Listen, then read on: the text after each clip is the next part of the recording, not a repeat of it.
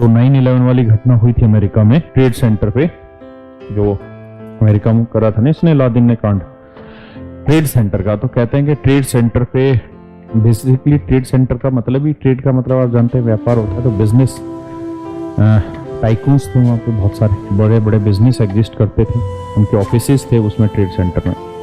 तो जब हमला हुआ तो बेसिकली जिन फ्लोर्स पे वो प्लेन टकराया और उससे नीचे के भी जितने फ्लोर पे वो प्लेन टकराया, हवाई जहाज, लगभग सभी आदमी उसमें खत्म हो गए थे। तो कुछ साल के बाद उनकी मीटिंग हुई उन कंपनी वालों की दोबारा कि कौन कौन ऐसा एम्प्लॉय था जो उस दिन ड्यूटी पे नहीं आया और जो बच गया, क्योंकि वो दोबारा ज्वाइन तो उन्होंने कर ही लिया कुछ टाइम के बाद।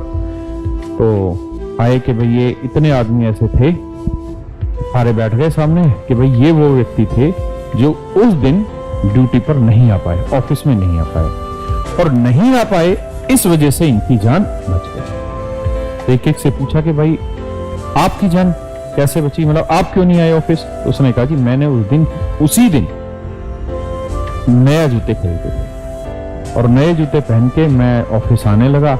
जैसे ही घर से थोड़ा सा चला तो नए जूते होने की वजह से उन्होंने मेरी पैर के पिछले हिस्से को काटना स्टार्ट कर दिया, और काटना स्टार्ट कर दिया तो मुझे पेन होने लगा। तो मैं केमिस्ट की दुकान पे चला गया, और मतलब जो भी वहां की भाषा होगी, तो केमिस्ट की दुकान पे चला गया। वहां से मैंने एक बैंडेड खरीदी, वो बैंडेड वहां चिपकाई। तब तक मेरी वो जो वहां ट्रॉम या मेट्रो जो थी वो वाली मेट्रो मिस हो गई, और उसके बाद वाली मेट्रो में फिर मैं चढ़ा, और तब तक कांड हो चुका। एक से पूछा जी आपके साथ क्या हुआ? एक ने कहा जी मैं ट्रैफिक में स्टक हो गया था, ट्रैफिक में फंस गया था। आपके साथ क्या हुआ? मेरे साथ ये हुआ जी कि सुबह सुबह जो खाना डिलीवर करने आते हैं, दूध देने आते हैं, वो आया ही नहीं आज खाना देने, और जब वो खाना देने नहीं आया तो मेरे को बड़ा गुस्सा आया। फिर मैं मार्केट गया, खाना लेके आया, फिर तैयार हुआ, फिर ड्यूटी आया।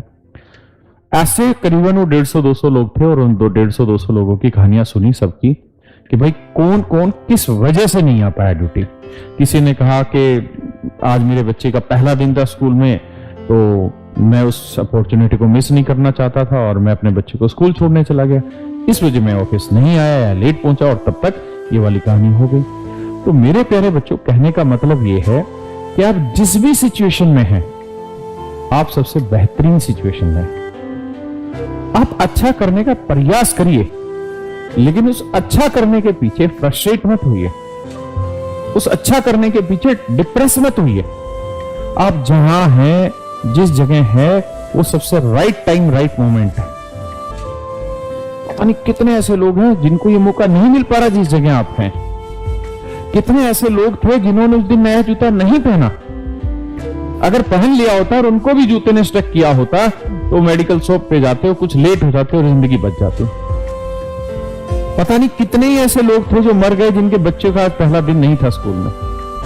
कितने ही ऐसे लोग थे जो आज ड्यूटी टाइम पे पहुंचे, लेट नहीं हुए। अगर वो ड्यूटी 5 मिनट लेट हो जाते तो उनका जीवन बच जाता। यानी मेरे प्यारे बच्चों, हर बार समय पे पहुंचने से भी बहुत कुछ नहीं होता, बहुत बार आप लेट पहुंच के भी जीवन बचा लेते हैं अपना। यानी जिस समय आप हैं वो आपका सबसे बेहतरीन टाइम है। इसलिए बी मोटिवेटेड, बी काम, ठंडे रहिए, शांत रहिए। जीवन में दिक्कतें सभी के साथ हैं, जीवन में दिक्कतें सभी के साथ है, कोई किसी भी स्टेज का हो, आईएएस हो, आईपीएस हो, प्रधानमंत्री हो, राष्ट्रपति हो, हर आदमी को टेंशन, किसी न किसी चिंता में कोई डूबा हुआ। इसलिए आप ऐसा मत सोचिए कि जीवन में जो ये मुश्किल घड़ी है सिर्फ आपके साथ ही नहीं। मुझे नहीं लगता कि कोई भी स्टूडेंट जो कामयाबी की राह पनप पा पाया होगा, उसने ऐसा रास्ता नहीं चुना होगा, या इस रास्ते से नहीं गया होगा, या उसको जीवन में मुश्किलात आई नहीं होंगी।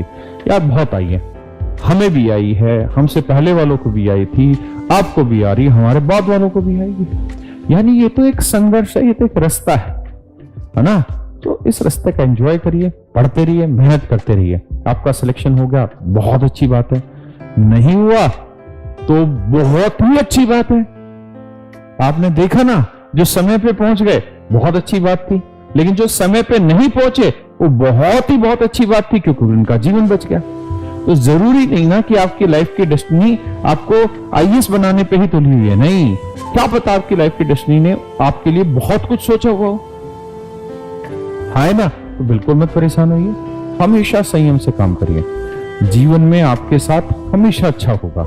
जो हो रहा है वो बहुत अच्छा है। आपको जरूर इस समय वो गलत महसूस हो रहा है, लेकिन ऊपर वाला आपको उस चीज की तैयारी करा रहा है धीरे धीरे।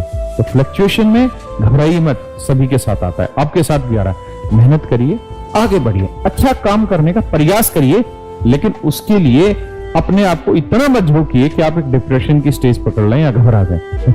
मस्त होके काम करिए। चलिए बात है